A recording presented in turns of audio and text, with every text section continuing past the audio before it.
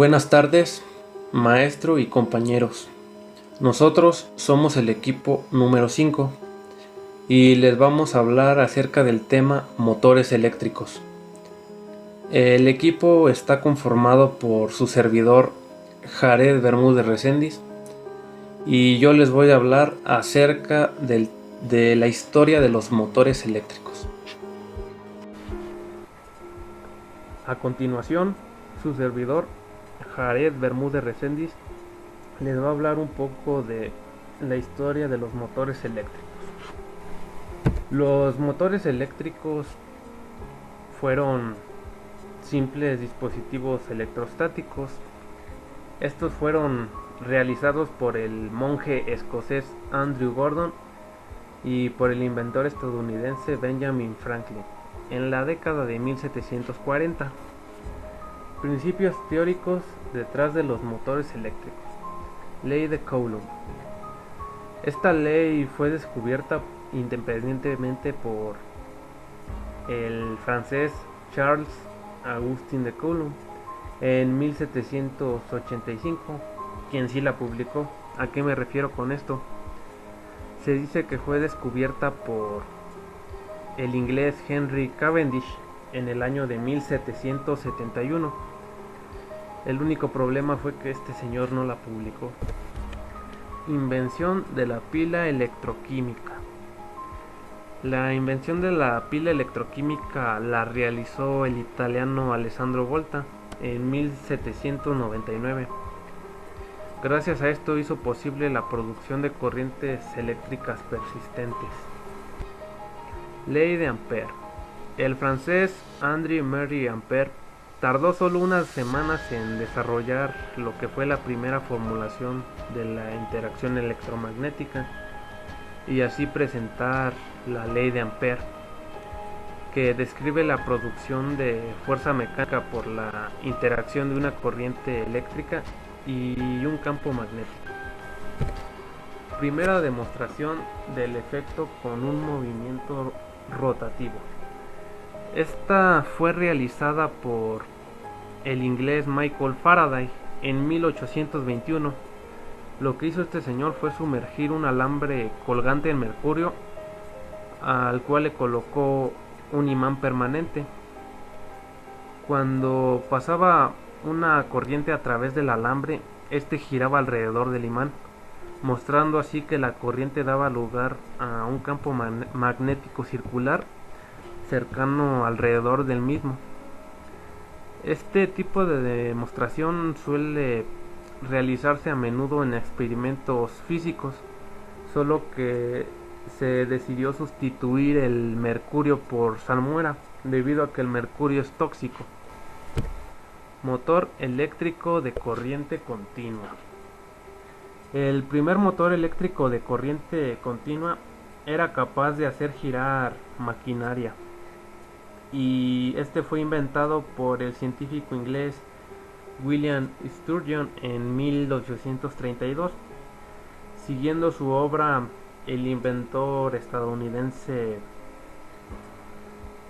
Thomas Davenport, que construyó un motor eléctrico de corriente continua que funcionaba alrededor de 500 a 600 revoluciones por minuto, gracias a que contaba con una potente maquinaria. Sin embargo, no tuvieron mucho éxito comercial debido a que era muy costoso la energía de la batería primaria. Después de muchos intentos más o menos exitosos con aparatos rotativos, en 1834 el alemán Moritz von creó el primer motor eléctrico rotativo real, que desarrolló una notable potencia mecánica de salida, y 4 años más tarde él mejoró su creación, teniendo ya un motor lo suficientemente potente para conducir un barco con 14 personas. En 1855 Hedley construyó un dispositivo con principios similares a los que fueron utilizados en sus autorrotores electromagnéticos, que era capaz de hacer un trabajo útil, y ese mismo año construyó un modelo de vehículo eléctrico. En 1886, el estadounidense Frank Julian inventó el primer motor de corriente continua práctico. Era un dispositivo sin chispas que mantenía una velocidad relativamente constante bajo cargas variables. Motor eléctrico de corriente alterna. El primer motor eléctrico de corriente alterna fue inventado por el italiano Galileo Ferraris en 1885, y para 1888 la Real Academia de Ciencias de Turín publicó su investigación detallando los fundamentos del funcionamiento del motor. El posible desarrollo industrial fue concebido por el serbio Nikola Tesla. Él inventó independientemente su motor de inducción en 1887 y logró obtener una patente en 1888. Ese mismo año, Tesla presentó su trabajo titulado Un nuevo sistema de motores de corriente alterna y transformadores al Instituto Estadounidense de Ingenieros Eléctricos. En él describía tres tipos de motores: uno con un rotor de 4 polos que formaba un motor de reluctancia no autoiniciable; el segundo con un rotor enrollado que formaba un motor de inducción autoiniciable; y el tercero con un verdadero motor síncrono con alimentación de corriente continua excitada por separado para el bobinado de los rotores. El motor de inducción de corriente alterna de velocidad constante no era considerado adecuado para los automóviles de calle, pero fue adaptado con éxito en 1891 para alimentar una operación minera en Colorado. Y bueno, finalmente en 1889 el ruso Mikhail Dolivo inventó el motor de inducción trifásico de ambos tipos, rotor enjaulado y rotor bobinado, con reostato de arranque, y también inventó el transformador de 3 brazos en 1890. Y bueno, hoy en día la inducción trifásica es la que se utiliza para la gran mayoría de las aplicaciones comerciales. Soy Jonathan Martínez Miranda y les voy a presentar el tema de principio de funcionamiento de un motor eléctrico.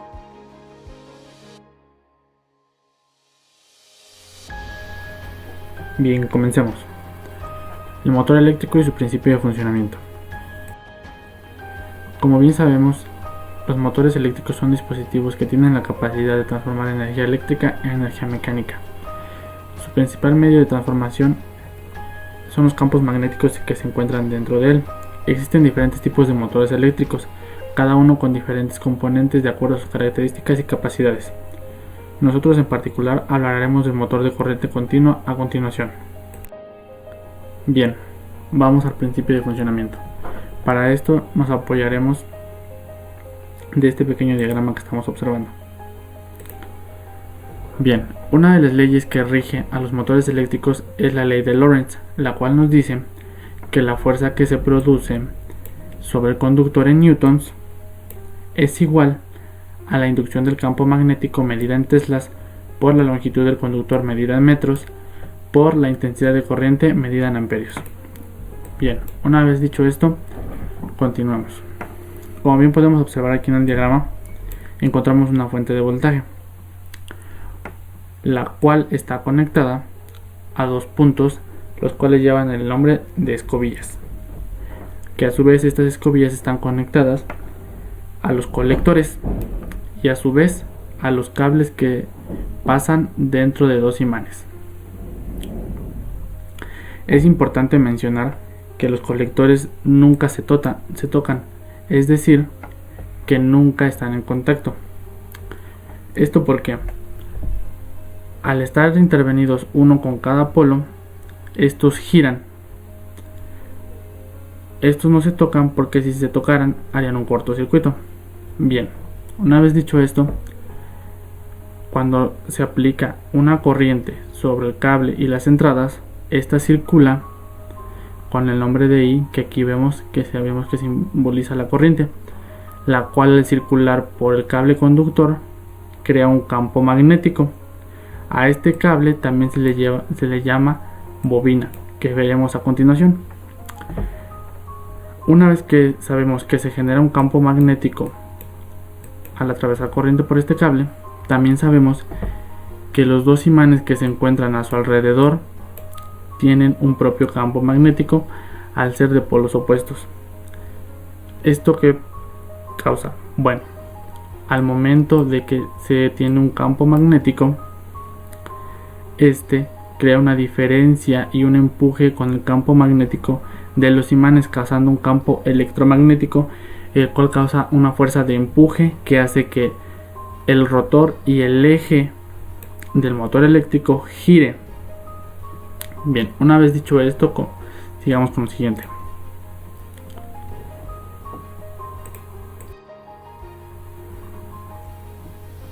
Este es un circuito de un motor eléctrico. Como podemos ver, hay una fuente, una resistencia y una inductancia.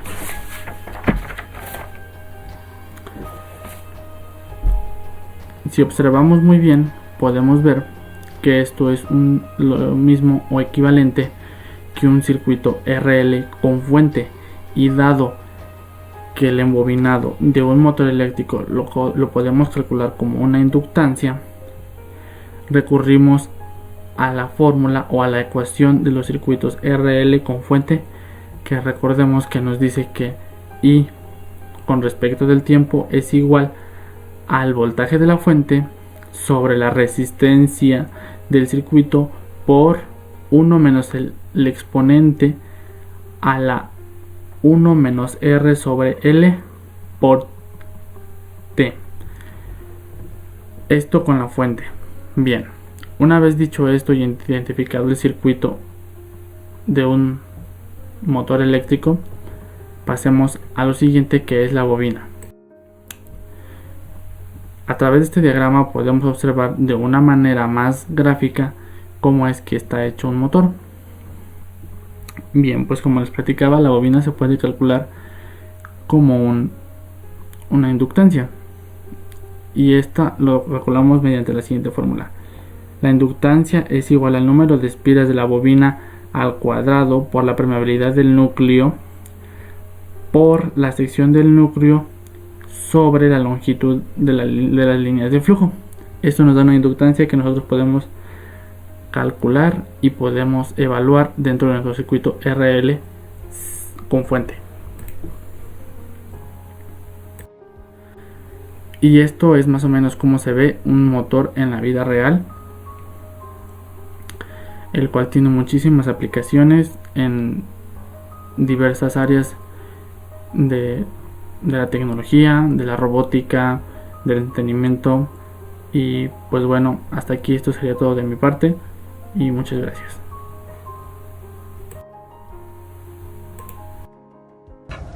Hola, mi nombre es Hugo Piña y yo les vengo a comentar sobre la eficiencia del motor eléctrico, la cual es la relación entre la potencia de salida mecánica y la potencia de entrada eléctrica. La potencia de salida es la requerida para mover un objeto que es conectado al motor, y la potencia de entrada es la corriente que se le suministra al motor para poderlo hacer funcionar. La salida de potencia mecánica es siempre inferior a la de entrada de energía eléctrica, ya que la energía se pierde durante la conversión de eléctrica a mecánica. Es el funcionamiento que realiza el motor. La mayoría de los motores están diseñados para funcionar entre el 50% y el 100% de su carga nominal. Esto quiere decir que la eficiencia, la máxima, suele estar sobre un 75% de la carga nominal. Un ejemplo muy claro de esto es un motor de 10 caballos de fuerza de HP. Tiene la eficiencia máxima de 7.5 HP. Existen fórmulas para poder calcular la eficiencia de los motores, ya sean de corriente directa o de corriente alterna. Existen también unas fuentes muy comunes de pérdida de eficiencia en un motor eléctrico, las cuales puede ser por pérdida de inercia. Estas son las causas de la pérdida de inercia son por la turbulencia en el aire que se actúa contra la rotación del rotor.